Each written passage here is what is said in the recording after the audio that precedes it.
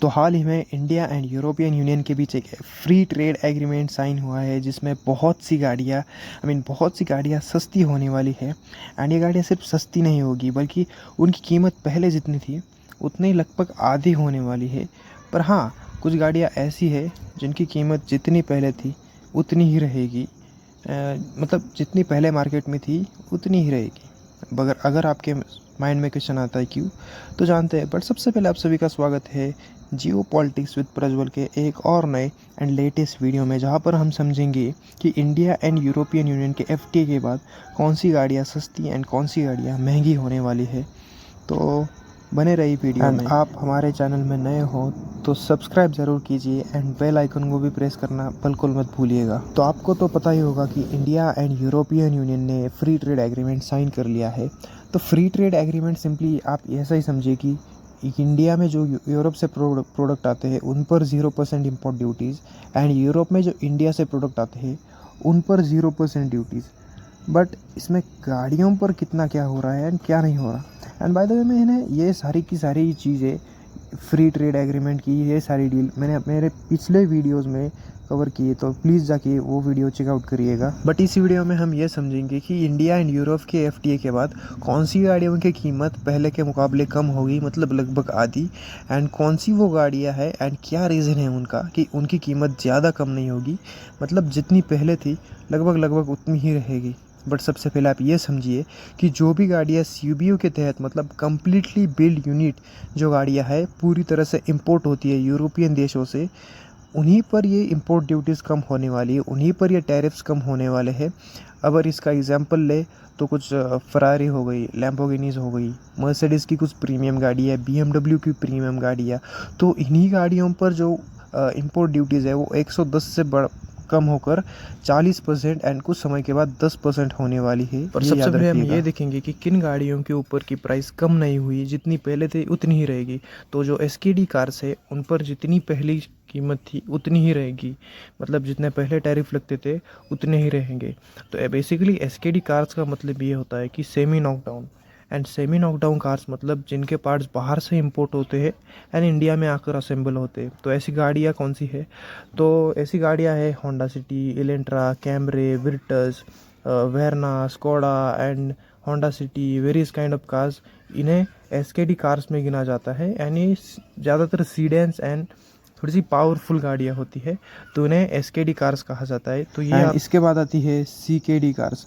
Basically CKD cars का मतलब क्या है कि कम्प्लीटली नॉकडाउन। एंड इनका ऐसा क्यों कहा जाता है? क्योंकि पहले से ही कुछ पार्ट इंपोर्ट होते हैं असेंबल होकर, और फिर इसे इंडिया में आकर ज़्यादातर असेंबल किया जाता है। जैसे कि गियर बॉक्स हो गई, चैसिस हो गई, बॉडी या फिर इंजन, तो या इंडिया में जाकर इसे असेंबल किया जाता है। एंड इनमें मर्सिडीज़ की बहुत सी गाड़ी आती है, जिसमें ई क्लास की गाड़ियाँ, सी क्लास, फिर फॉर्मेटिक की, GLS, वेरियस और भी।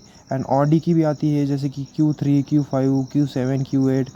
एंड इसमें BMW की भी आती है, जैसे कि 7 सीरीज़ जो कि लग्जरी कार है। देन 5 सीरीज़ हो गई अपनी, और 340i भी, एंड 7 सीरीज़ की सीडेंस भी हो गई।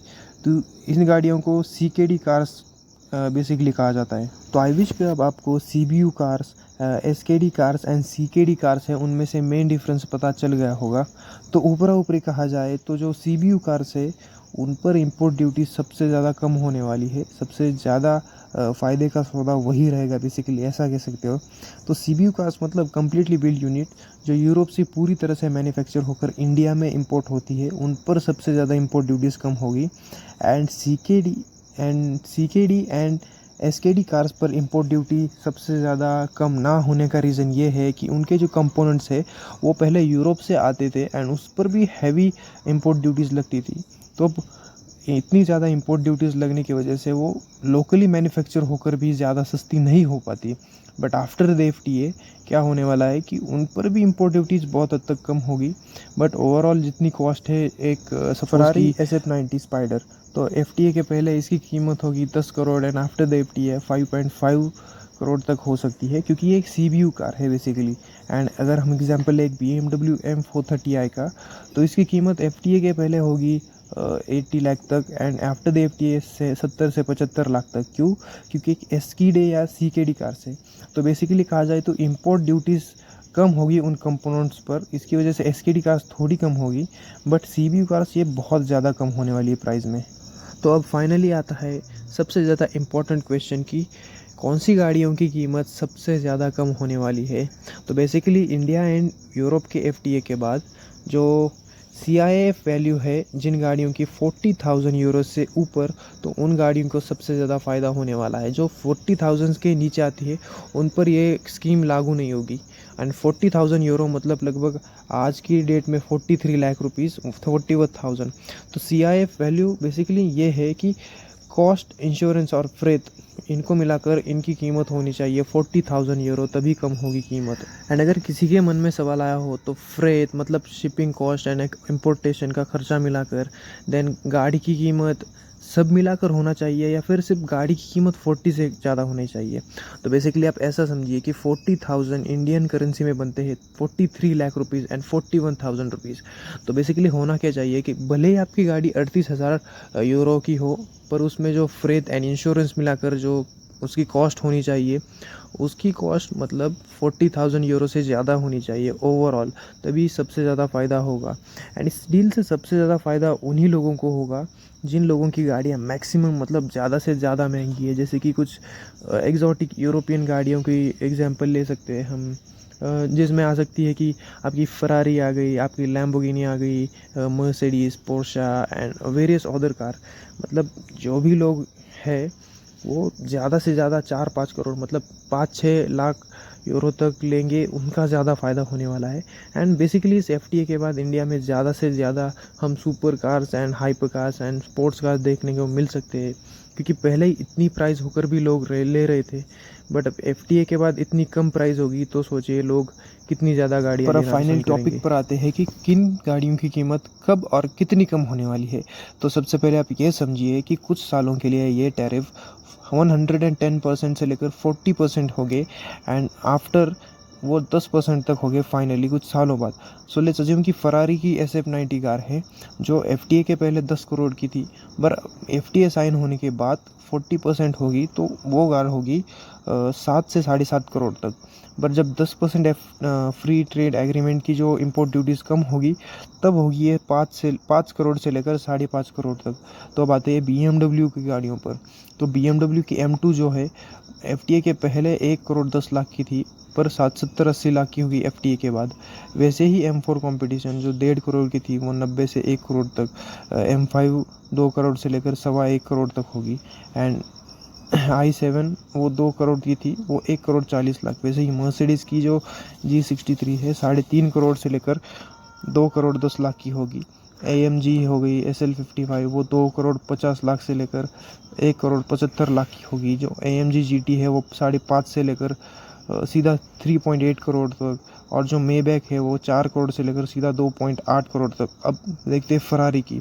जो फरारी की गाड़ियाँ हैं, जैसे कि फरारी की पहली SUV फरारी पुरुषांगवे जो पहले 12 करोड़ की थी वो 8 से 8.5 करोड़ तक होगी। जो फरारी की 296 GTS है जो पहले 7 करोड़ की आती थी वो एफटी के पास 5 करोड़ की होगी। SF90 स्पाइडर जो 10 करोड़ की थी वो 6.5 करोड़ की होगी। एंड फरारी की 812 सुपरफास्ट जो पहले 6 करोड़ की थी वो एफटीए के बाद फाइनली 4 करोड़ की होगी। अब फाइनली बढ़ते हैं लैम्बोर्गिनी की तरफ।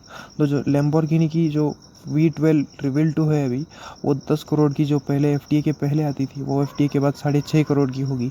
एवेंटाडोर पहले 9 की आती थी अब 7 की होगी। जो हुरैकन है वो 5 से लेकर सीधे 3.5 कर। एंड सबसे पॉपुलर लैम्बोर्गिनी की उरुस वो 5 करोड़ से लेकर अब सीधा 3.5 करोड़ की होगी फ्री ट्रेड एग्रीमेंट के बाद। तो अब लैम्बोर्गिनी का ये हाल है, इतनी कम होगी। तो अब आते हैं पोर्श पर।